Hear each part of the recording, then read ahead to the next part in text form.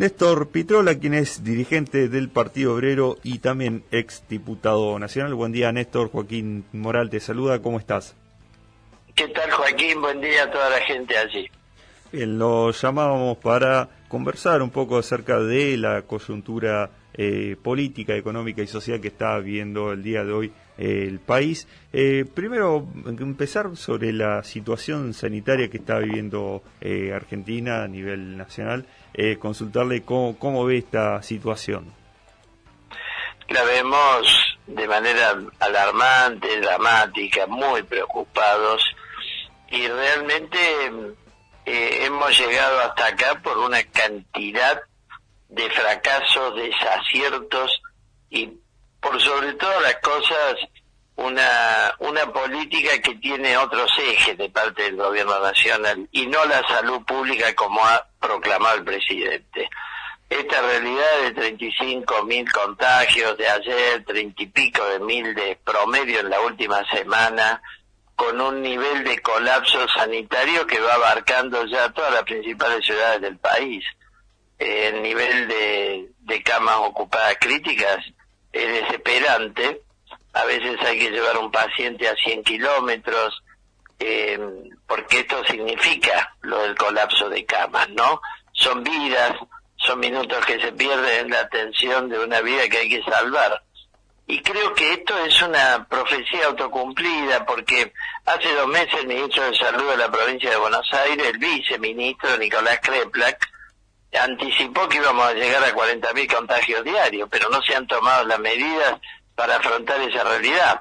No hay testeos masivos, se está testeando poquísimo para aislar al virus, que es el arma elemental. Desde que arrancó la pandemia en marzo del año pasado, lo hemos planteado desde el Frente de Izquierda, no se ha centralizado el sistema de salud, algo que también planteamos desde marzo del año pasado, lo cual significa poner todos los recursos del sistema en la lucha contra la pandemia, a cargo del Estado, que esté controlado por los profesionales de la salud y no por el lucro privado de las prepagas o de tantas prepagas que están adentro de las obras sociales, etcétera. Acá hay 3 sistemas que hay que unificar para luchar contra la pandemia hasta que tengamos vacunación masiva. Y la vacunación, usted se da cuenta, mire, Argentina ha producido más de 50 millones de dosis del principio activo de la vacuna Oxford-AstraZeneca y, sin embargo, ahora, después de 7 meses que Argentina pagó por adelantado en noviembre del año pasado, 54 millones de dólares, después de 7 meses están llegando las primeras. Esto es una tomada de pelo que es resultado de que somos rehenes de los negocios y manejos de los laboratorios internacionales. El Frente de Izquierda ha planteado intervenir el laboratorio de Sigman, que opera en la localidad de Garín, llamado Max Science, y incautar, producir masivamente las vacunas, envasarlas en la Argentina. Tenemos capacidad técnica para hacerlo en institutos públicos y privados y vacunar masivamente a la población. En cualquier caso, estamos apoyando también el reclamo de todos los sectores esenciales que están pidiendo, porque eso de que los lugares de trabajo no contagian es un cuento chino. Lo mismo que la escuela no contagia, otro cuento chino. Y en el fondo de tantos desaciertos prima el ajuste del ministro Guzmán. Ese es el gran tema, porque tampoco se quieren restringir actividades porque el Estado no quiere respaldar los salarios del personal que no pueda trabajar, mucho menos obligar a las empresas que han hecho lo que han querido. Incluso en la semana de los 9 días famosos que abarcaron el fin de semana largo, trabajaron todas las industrias. Esto es un viva la pepa. Entonces así estamos pagando con vidas. Hoy Argentina, desgraciadamente, está en el top 10 mundial en muertos por millón de habitantes, por muertes diarias, y todo este tipo de estadísticas que son luctuosas, ¿no es cierto? Así que creemos que el fracaso de la política sanitaria es total y hay que pegar un giro. Seguimos sobre la misma base que nos trajeron hasta aquí, ¿no? Bien, mencionaba dos aristas que me parece importante pasar ya rápidamente. El primero, el plano de la vacunación. Mencionaba el laboratorio de Sigma AstraZeneca. ¿Cómo ha sido el reclamo del Frente de Izquierda en ese sentido? ¿Qué respuestas han recibido? Y también consultarle con respecto al plano vacunación, ¿cuál es la postura del Frente de Izquierda con respecto a lo que ha sucedido meses atrás con el famoso vacunatorio VIP? Bueno, lo hemos denunciado al vacunatorio VIP, un escándalo que es el resultado de la impunidad de una camarilla de gobierno, ¿no es cierto? Esto es clarísimo. En relación al laboratorio Sigma, hemos presentado proyecto de ley para declararlo de utilidad pública. Hemos pedido entrevista a la ministra de Salud, que no ha concedido, con lo cual lo del diálogo y lo del debate y del tratamiento en Congreso es todo cuento. Se hace lo que ellos quieren. Y en esto hay una coincidencia estratégica de los dos bloques políticos que se disputan el poder en la Argentina. Ninguno es partidario de pasar por encima de una ley de patente que está cobrando vidas en todo el mundo, ¿no es cierto? Argentina tiene una industria farmacéutica de primera línea y además podría haber investigado un desarrollo propio de vacuna como lo han hecho varios países con menos recursos que nosotros. Esta es la realidad y bueno, lo hemos impulsado y hemos tenido la confirmación de vastos sectores médicos de que tenemos razón. Las dosis que se fabrican en la Argentina se pueden envasar en la Argentina. Prueba está que el laboratorio privado Richmond está ya avanzado en un convenio para envasar las de Sputnik. Ya hizo 25.000 pruebas, las ha mandado a Rusia. Es decir, que tenemos capacidad pública y privada que podría haber evitado la pérdida de muchísimas vidas, ¿no? Bien, otra arista que también me parece importante que ha mencionado es sobre el tema de las escuelas. ¿Cree que hay una disputa más política que otra cosa en ese sentido entre el gobierno de Horacio Rodríguez Larreta y la Nación? Absolutamente. Es totalmente fulvito para la tribuna. ¿No es cierto? Han hecho una cuestión ideológica de una cuestión sanitaria que en todos los países del mundo. Canadá, que tiene un desarrollo bastante superior al nuestro, como todo el mundo lo sabe, suspendió 40 semanas las clases. Es evidente que el movimiento de la presencialidad escolar expone al contagio del virus. Se mueven 17 millones de personas en la Argentina. Ahora, no es solo Larreta. Hoy Córdoba es el epicentro de la pandemia en la Argentina. Y el gobernador Schiaretti corre por derecha a Larreta en este punto. No cierra las clases. Y Córdoba es un cuadro dramático, 5.500 contagios diarios. Entonces, acá es un régimen político entero completamente desarticulado para luchar contra la pandemia por todas las posiciones políticas internas de los bloques enfrentados y del propio Frente de Todos que está en el gobierno, ¿no es cierto? Las clases, el docente quiere que sea presencial. Desde el punto de vista pedagógico nadie tiene ninguna duda. El problema es, en la emergencia, garantizar la virtualidad, conectividad para los pibes que no tienen dispositivos. No se hizo nada en ese punto, porque gastar un mango en educación, eso sí que no. Plata para pagar la deuda hay, pero gastar en educación, no. Buenos días, Néstor. Mauro Senesi lo saluda. Y consultarle, mencionó el ajuste de Guzmán. Es cierto que hay un apretón monetario luego de la emisión que se tuvo que realizar por los gastos COVID del año pasado. Creo que es un ministro abocado, pareciera, absolutamente al tema de la deuda, con recientes viajes o giras por Europa, primero solo, luego acompañando al presidente Alberto Fernández. ¿Qué le parece la situación económica que estamos viviendo el país, con una inflación que no baja del 4% y que queda lejos de ese 29% que se había hecho presupuesto para este año 2021? Sí, tenés absoluta razón. Tenemos un ministro de Economía, ya un año y medio casi, abocado exclusivamente su primer tramo al canje de deuda, con los bonistas privados de la deuda en dólares, que terminó dándole todo lo que pedían los bonistas, y sin embargo Argentina sigue afuera del mercado de crédito, viste que tenemos tasa del 20%, es decir, Argentina es un paria en el mercado internacional de crédito, y ahora abocado al acuerdo con el FMI, con lo cual Cristina habla contra el FMI para la tribuna, pero la realidad es que el ministro de este gobierno está abocado exclusivamente a esto. Ahora venció la deuda con el Club de París, que es completamente ilegítima. Son unos pocos centenares de millones de dólares que se contrajeron durante la dictadura y que han venido creciendo como una bola de nieve. El último acuerdo escandaloso lo hizo Kicillof como ministro de Economía en el último mandato de Cristina, que elevó la deuda con el Club de París de 6.600 a 9.670 millones de dólares. Y ahora no podemos pagar porque no tenemos los dólares en las reservas. Entonces, tenemos el país centrado en rescatar a los acreedores y no rescatar al pueblo argentino. Esta es la realidad. Vos lo has dicho muy bien, la inflación va al 4% mensual desde diciembre. Es un semestre, diciembre-mayo, porque mayo estaría dando 3,7, 3,5.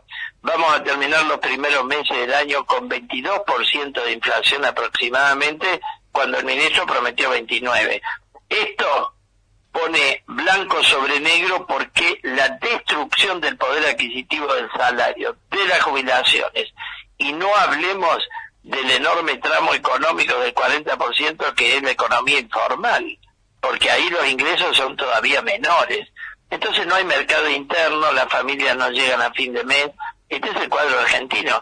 Se está descargando la crisis sobre la población trabajadora, antes de la pandemia y agravado con la pandemia. Esta es la realidad.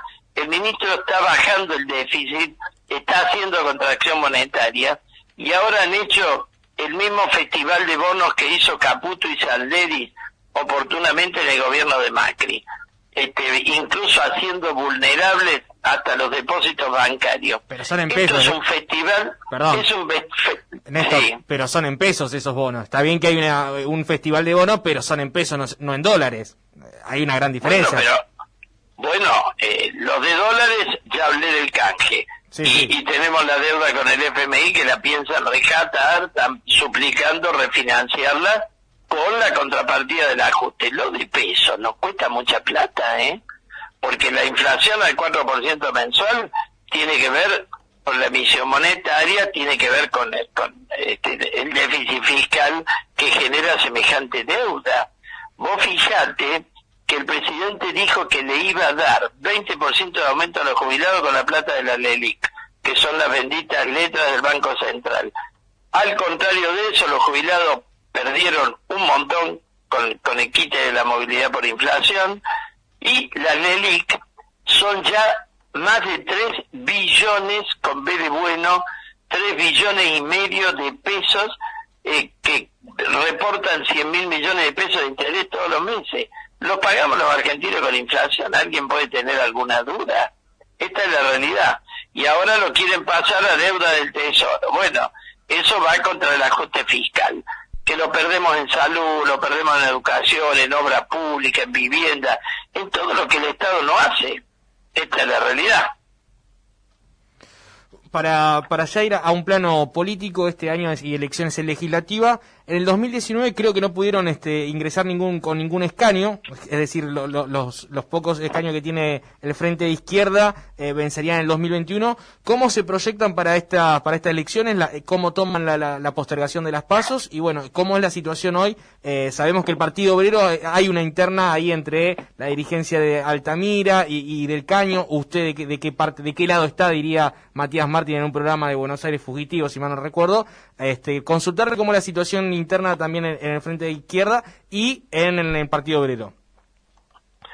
Bueno, no, el Frente de Izquierda, efectivamente, en la presidencial y las elecciones ejecutivas del 2019 quedamos a 30.000 votos de consagrar diputados por el piso que hay en la provincia de Buenos Aires. Pero creemos que en este turno hay muchas condiciones para que el gran protagonismo que tiene el Partido Obrero en particular y el Frente de Izquierda en general en la lucha social, en la lucha de la mujer, en la lucha de la juventud, de los que no tienen tierra, de los que no tienen trabajo, en la lucha del movimiento obrero, puede trasladarse, puede traducirse en el plano de un progreso político como alternativa, ¿no? Frente a los dos bloques que nos vienen gobernando, que cualquiera se da cuenta que hemos salido de Guatemala para entrar en Guatepeor. En este plano estamos perfectamente unidas las cuatro fuerzas que integramos el Frente de Izquierda Unidad, pero bueno, queremos ir por más. El Partido Obrero está proponiendo un congreso al Frente de Izquierda, a todos nuestros socios, para que, digamos, potenciar, aún en pandemia, potenciar el protagonismo político con nuestro programa, con nuestras iniciativas, con nuestra alternativa económica, social y política, que creo que hoy debemos ser el tercer bloque en disputa en la Argentina. Pero claramente, ¿no es cierto? Y es una condición y un terreno ganado por el Frente de Izquierda muy importante. No. Altamira se fue del Partido Obrero, le aclaro, no hay ninguna interna y no tiene ninguna importancia. Altamira se fue, no tiene ni personería electoral. Acá el Frente de Izquierda tiene un gran lugar ganado y el Partido Obrero no ha parado de crecer, ¿eh? Hicimos un acto el 1 de mayo virtual por la pandemia que reunió a 10.000 personas de manera virtual. Yo creo que nadie hace esto con esta iniciativa política militante como la que tiene hoy el Frente de Izquierda, ¿no? ¿Se presentan a las PASO, pero? Porque sé que son bastante reticentes a las primarias abiertas, simultáneas y obligatorias. Queremos ir en lista común. Por supuesto que nos presentamos, pero no a disputar entre nosotros, se ve, sino a disputar con los bloques, con el macrismo y con el peronismo. Nos parece clave eso, ¿no? Desde un frente común de la izquierda, que tenemos nuestras matices y divergencias, pero comparado al resto, a los dos bloques que nos vienen gobernando, por favor, somos una bocanada de oxígeno. Así que queremos ir en listas comunes, en eso están todas las conversaciones al interior del Frente de Izquierda, ¿no? Bien, recordemos, estamos en diálogo con Néstor Pitrola, quien es dirigente del Partido Obrero y exdiputado a nivel nación. Quería consultarle con respecto al plano también político, en este caso hablar un poco acerca de la violencia política que se está viviendo en el país. Hace una semana ha sucedido un atentado aquí en la ciudad de Bahía Blanca a uno de los locales de la Cámpora. Ayer también sucedió en La Pampa una especie de atentado, también casi atentado, dejando una amenaza de bomba en la Casa de Gobierno. ¿Cuál es el análisis que puede realizar con respecto a estos hechos que están pasando desde lo discursivo a lo material? Sí, es gravísimo. Nosotros tenemos una compañera referente del movimiento de la mujer amenazada en Loma de Zamora, Melania Bruera, una actriz que es referente del movimiento de la mujer. Lo de la Cámpora de Bahía Blanca ha sido terrible, no conozco los detalles de La Pampa, pero esto es muy grave. Esto es muy grave y debemos reclamar la investigación porque se puede investigar y se puede llegar a los responsables. Estas son cosas que no nos pueden ocurrir. Y ahí viene el reclamo a la justicia, el reclamo al gobierno de la provincia de Buenos Aires. Queremos esclarecimiento de esto que está ocurriendo, como queremos esclarecimiento de tantos hechos de impunidad que tenemos en la Argentina en todos los planos, ¿no? Sí. Bien, Néstor, le agradecemos por estos minutos que nos ha brindado y también por la comunicación. Al contrario, muchísimas gracias a usted, hasta pronto. Que tenga buen día. Bien, ahí pasaba la palabra del dirigente político del Frente de Izquierda, Néstor Pitrola, con quien pudimos dialogar un poco acerca del plano político, económico, social del país. También